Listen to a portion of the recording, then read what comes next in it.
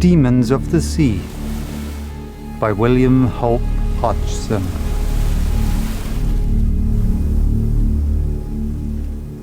"Come out on deck and have a look, Darky," Jepson cried, rushing into the half-deck. "The old man says there's been a submarine earthquake, and the sea's all bubbling and muddy." Obeying the summons of Jepson's excited tone, I followed him out. It was, as he said, the everlasting blue of the ocean was mottled with splotches of a muddy hue, and at times a large bubble would appear to burst with a loud pop. Aft, the skipper and the three mates could be seen on the poop, peering at the sea through their glasses. As I gazed out over the gently heaving water far off to windward, something was hove up into the evening air. It appeared to be a mass of seaweed, but fell back into the water with a sullen plunge, as though it were something more substantial. Immediately after this strange occurrence, the sun set with tropical swiftness, and in the brief afterglow things assumed a strange unreality. The crew were all below, no one but the mate and the helmsman remaining on the poop. Away forward, on the topgallant forecastle head, the dim figure of the man on lookout could be seen, leaning against the forestay. No sound was heard, save the occasional jingle of a chain sheet. On the flog of the steering gear, as a small swell passed under our counter. Presently the mate's voice broke the silence, and looking up I saw that the old man had come on deck and was talking with him. From the few stray words that could be overheard, I knew they were talking of the strange happenings of the day. Shortly after the sunset, the wind, which had been fresh during the day, died down, and with its passing the air grew oppressively hot. Not long after 2 bells, the mate sung out for me, and ordered me to fill a bucket from overside and bring it to him. When I had carried out his instructions, he placed a thermometer in the bucket.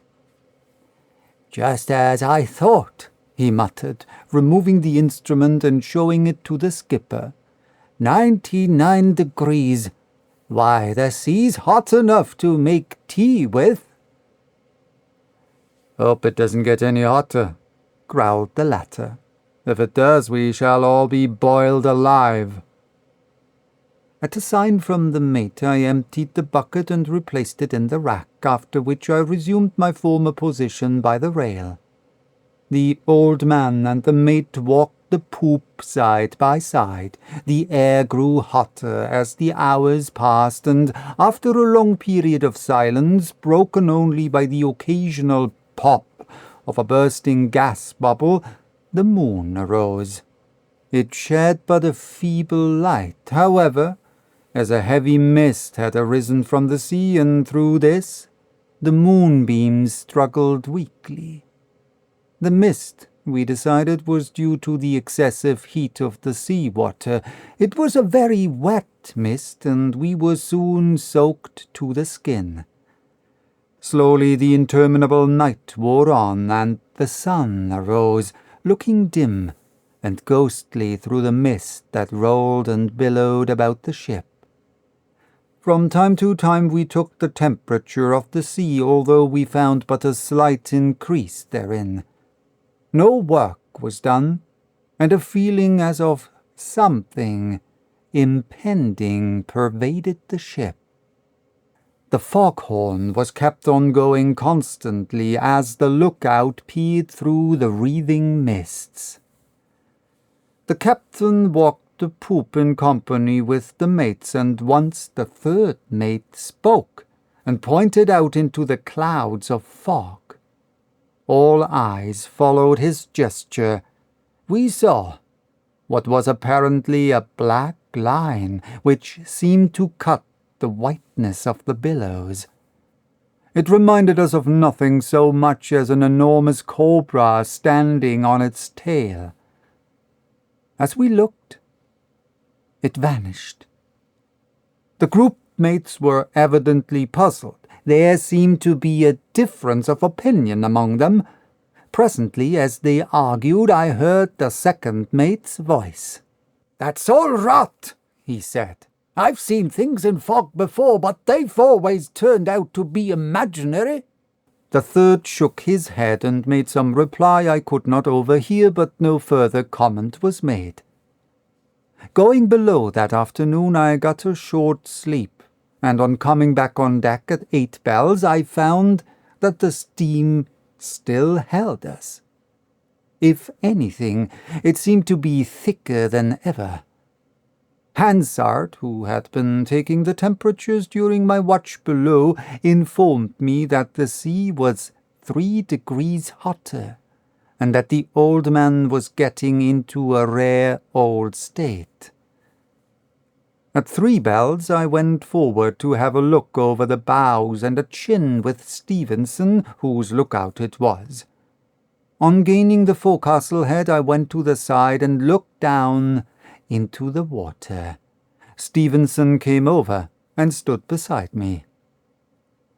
"Rum go, this?" he grumbled. He stood by my side for a time in silence. We seemed to be hypnotized by the gleaming surface of the sea. Suddenly, out of the depths, right before us, there arose a monstrous black face. It was like a frightful caricature of a human countenance. For a moment we gazed, petrified. My blood seemed to suddenly turn to ice water. I was unable to move. With a mighty effort of will, I regained my self-control, and, grasping Stevenson's arm, I found I could do no more than croak. My powers of speech seemed gone. "Look!" I gasped. "Look!"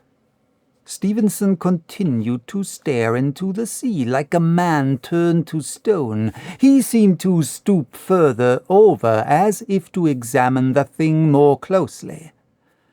"Lord!" he exclaimed. "It must be the devil himself!" As though the sound of his voice had broken the spell, the thing disappeared. My companion looked at me while I rubbed my eyes, thinking that I had been asleep, and that the awful vision had been a frightful nightmare. One look at my friend, however, disabused me of any such thought. His face wore a puzzled expression. "Better go aft and tell the old man," he faltered. I nodded and left the forecastle head, making my way aft like one in a trance. The skipper and the mate were standing at the break of the poop, and running up the ladder I told them what we had seen. "Bosh!" sneered the old man. "You've been looking at your own ugly reflection in the water." Nevertheless, in spite of his ridicule, he questioned me closely. Finally, he ordered the mate forward to see if he could see anything. The latter, however, returned in a few moments to report that nothing unusual could be seen. 4 bells were struck, and we were relieved for tea. Coming on deck afterward, I found the men clustered together forward. The sole topic of conversation with them was the thing that Stevenson and I had seen. "I suppose, Denky, it couldn't have been a reflection by any chance, could it?" one of the older men asked. "Ask Stevenson," I replied as I made my way aft. At 8 bells my watch came on deck again, to find that nothing further had developed. But about an hour before midnight, the mate, thinking to have a smoke, sent me to his room for a box of matches with which to light his pipe. It took me no time to clatter down the brass-threaded ladder and back to the poop, where I handed him the desired article. Taking the box, he removed a match and struck it on the heel of his boot. As he did so, far out in the night, a muffled screaming arose. Then came a clamour as of a horse braying like an ass, but considerably deeper, and with a horribly suggestive human note running through it. "Good God! Did you hear that, Darky?" asked the mate in awed tones. "Yes, sir," I replied, listening and scarcely noticing his question for a repetition of the strange sounds. Suddenly, the frightful bellowing broke out afresh. The mate's pipe fell to the deck with a clatter. "Run forward!" he cried. "Quick, now, and see if you can see anything." With my heart in my mouth and pulses pounding madly, I raced forward. The watch were all up on the forecastle head, clustered around the lookout. Each man was talking and gesticulating wildly. They became silent and turned questioning glances toward me as I shouldered my way among them. "Have you seen anything?" I cried. Before I could receive an answer, a repetition of the horrid sounds broke out again, profaning the night with their horror. They seemed to have definite direction now, in spite of the fog that enveloped us. Undoubtedly, too, they were nearer. Pausing a moment to make sure of their bearing, I hastened aft and reported to the mate. I told him that nothing could be seen, but that the sounds apparently came from right ahead of us. On hearing this, he ordered the man at the wheel to let the ship's head come off a couple of points. A moment later, a shrill screaming tore its way through the night, followed by the hoarse braying sounds once more. "It's close on the starboard bow!" exclaimed the mate as he beckoned the helmsman to let her head come off a little more.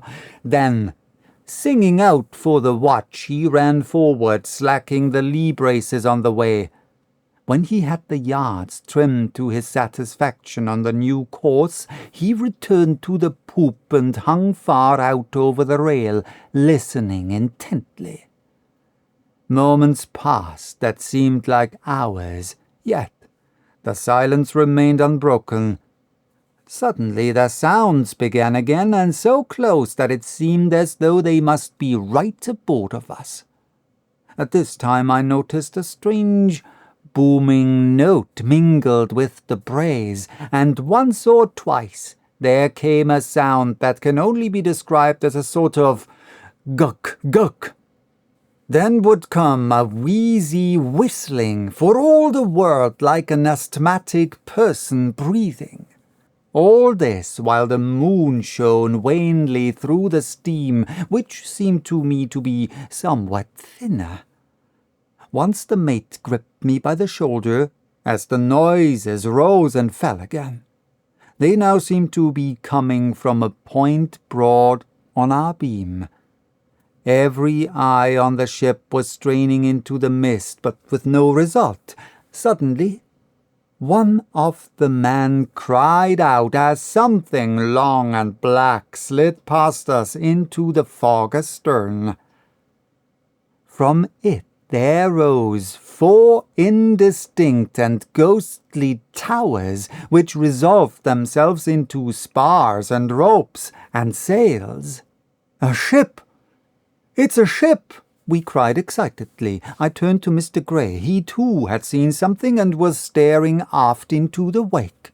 So ghost-like, unreal, and fleeting had been our glimpse of the stranger that we were not sure that we had seen an honest, material ship, but thought that we had been vouchsafed the vision of some phantom vessel like the Flying Dutchman. Our sails gave a sudden flap, the clew irons flogging the bulwarks with hollow thumps. The mate glanced aloft.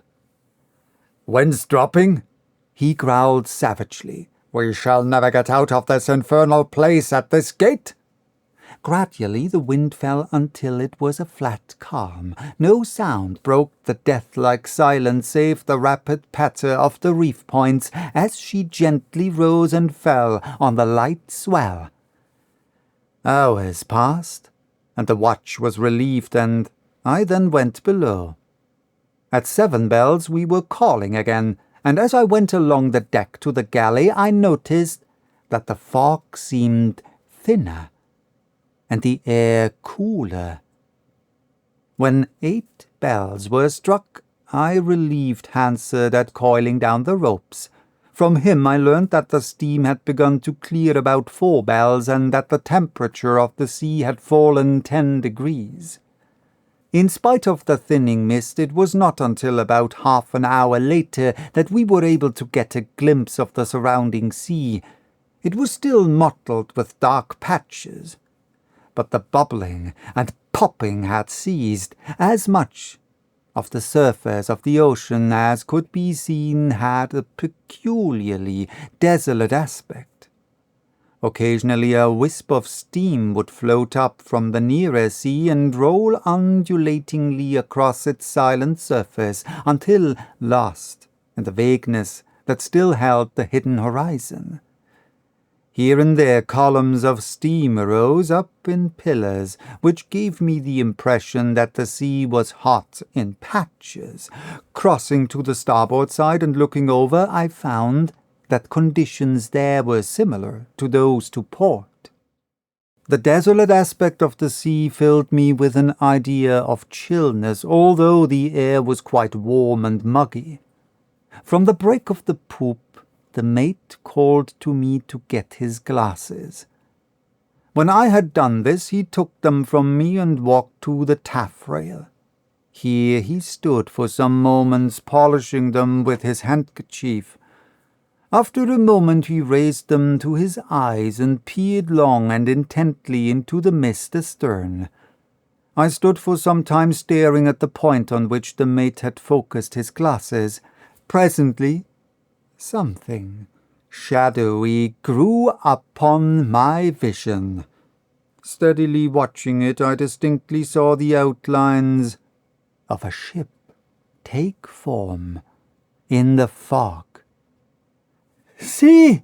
I cried, but even as I spoke a lifting wraith of mist disclosed to view a great 4-masted bark lying becalmed, with all sails set, within a few hundred yards of our stern.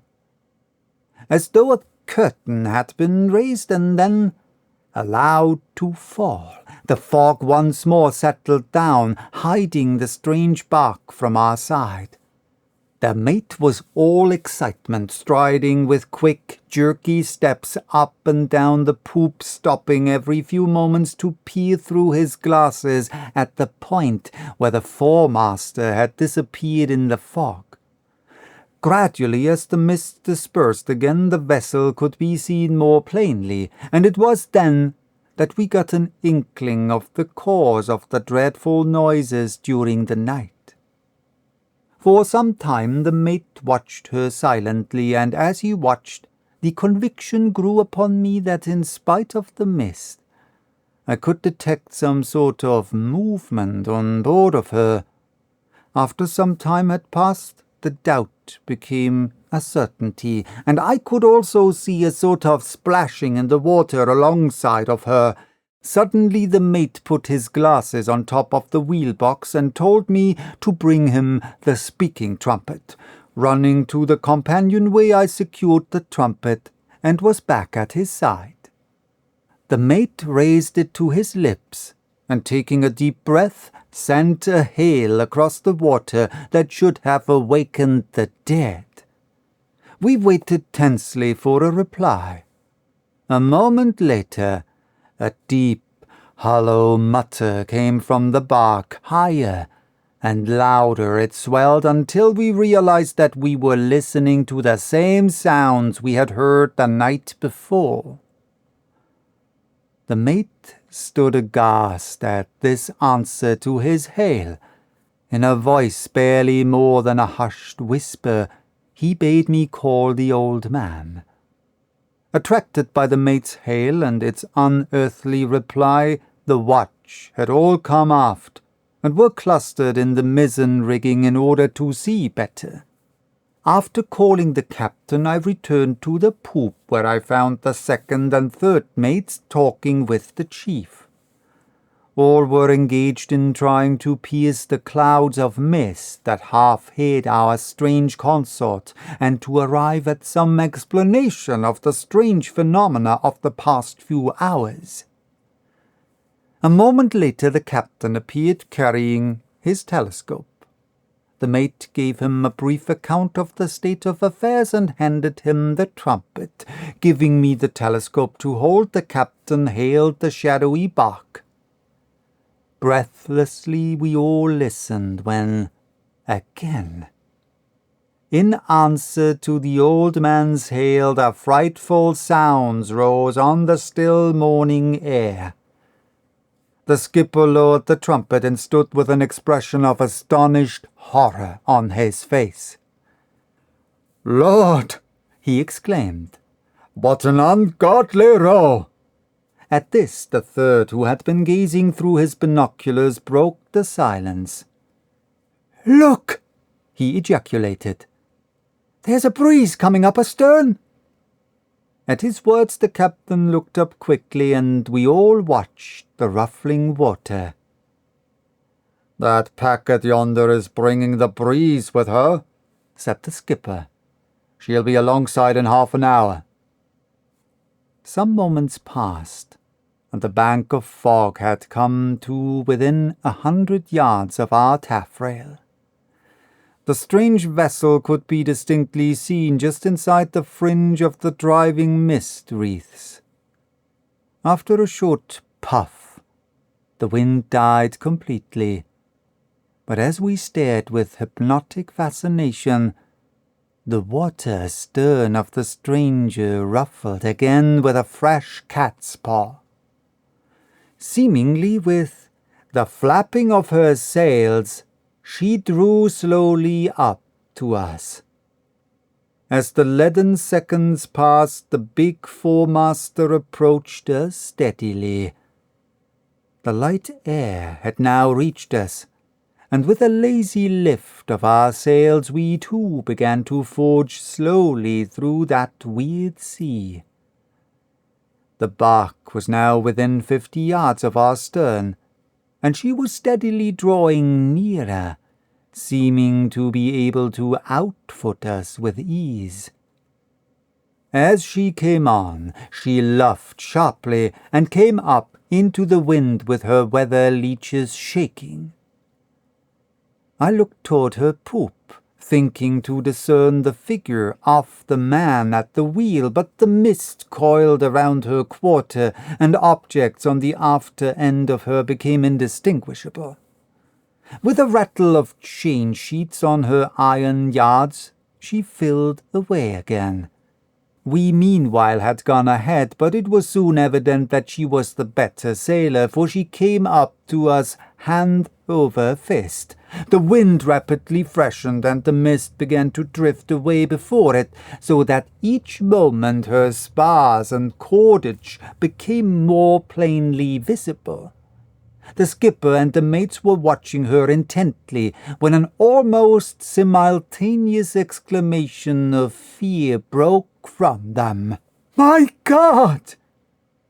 And well they might show signs of fear, for crawling about the bark's deck were the most horrible creatures I had ever seen. In spite of their unearthly strangeness, there was something vaguely familiar about them. Then it came to me that the face that Stevenson and I had seen during the night belonged to one of them. Their bodies had something of the shape of a seal's, but of a dead, unearthly white. The lower part of the body ended in a sort of double-curved tail on which they appeared to be able to shuffle about. In place of arms, they had two long, sneaky feelers, at the ends of which were two very human-like hands, which were equipped with talons instead of nails. Fearsome indeed were these parodies of human beings. Their faces, which like their tentacles were black, were the most grotesquely human things about them, and the upper jaw closed into the lower after the manner of the jaws of an octopus. I have seen men among certain tribes of natives who had faces uncommonly like theirs, but yet no native I had ever seen could have given me the extraordinary feeling of horror and revulsion I experienced toward these brutal-looking creatures. "What devilish beasts!" burst out the captain in disgust. With this remark he turned to the mates, and as he did so the expressions on their faces told me that they had all realized what the presence of these bestial-looking brutes meant. If, as was doubtless the case, these creatures had boarded the bark and destroyed her crew, what would prevent them from doing the same with us? We were a smaller ship, and had a smaller crew, and the more I thought of it, the less I liked it. We could now see the name on the bark's bow with the naked eye. It read Scottish Heath, while on her boats we could see the name bracketed with Glasgow, showing that she hailed from that port. It was a remarkable coincidence that she should have a slant from just the quarter in which yards were trimmed, as before we saw her she must have been drifting around with everything aback. But now, in this light air, she was able to run along beside us, with no one at her helm. But steering herself she was, and although at times she yawed wildly, she never got herself aback. As we gazed at her, we noticed a sudden movement on board of her, and several of the creatures slid into the water. "See! See, they've spotted us! They're coming for us!" cried the mate wildly. It was only 2-2. Scores of them were sliding into the sea, letting themselves down by means of their long tentacles. On they came, slipping by scores and hundreds into the water and swimming toward us in droves. The ship was making about 3 knots, otherwise they would have caught us in a very few minutes. But they persevered, gaining slowly but surely, and drawing nearer and nearer. The long tentacle-like arms rose out of the sea in hundreds, and the foremost one were already within a score of yards of the ship, before the old man bethought himself to shout to the mates to fetch up the half-dozen cutlasses that comprised the ship's armory. Then, turning to me, he ordered me to go down to his cabin and bring up the 2 revolvers out of the top drawer of the chart table, also a box of cartridges that was there. When I returned with the weapons, he loaded them and handed one to the mate. Meanwhile, the pursuing creatures were coming steadily nearer, and soon 6 of the leaders were directly under our counter. Immediately, the captain leaned over the rail and emptied his pistol into them, but without any apparent effect. He must have realized how puny and ineffectual his efforts were, for he did not reload his weapon.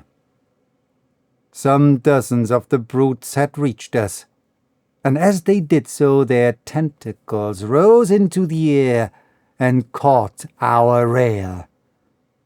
I heard the 3rd mate scream suddenly, and turning, I saw him dragged quickly to the rail, with a tentacle wrapped completely around him. Snatching a cutlass, the second mate hacked off the tentacle where it joined the body. A gout of blood splashed into the third mate's face, and he fell to the deck. A dozen more of those arms rose and wavered in the air, but they now seemed some yards astern of us. A rapidly widening patch of clear water appeared between us and the foremost of our pursuers, and we raised a wild shout of joy. The cause was soon apparent, for a fine, fair wind had sprung up, and with the increase in its force, the Scottish Heath had got herself aback, while we were rapidly leaving the monsters behind us. The third mate rose to his feet with a dazed look, and as he did so, something fell to the deck. I picked it up, and found that it was the severed portion of the tentacle of the third's late adversary. With a grimace of disgust, I tossed it into the sea, as I needed no reminder of that awful experience. 3 weeks later, we anchored in San Francisco. There the captain made a full report of the affair to the authorities, with the result that a gunboat was dispatched to investigate. 6 weeks later, she returned to report that she had been unable to find any signs either of the ship herself or the fearful creatures that had attacked her. And since then, nothing, as far as I know, has ever been heard of the four-masted bark Scottish Heath, last seen by us in the possession of creatures that may rightly be called demons of the sea. Whether she still floats occupied by her hellish crew, or whether some storm has sent her to her last resting place beneath the waves, is surely a matter of conjecture. Perchance, on some dark, fog-bound night, a ship in that wilderness of waters may hear cries and sounds beyond those of the wailing of the winds. Then let them look to it, for it may be that the demons of the sea are near them.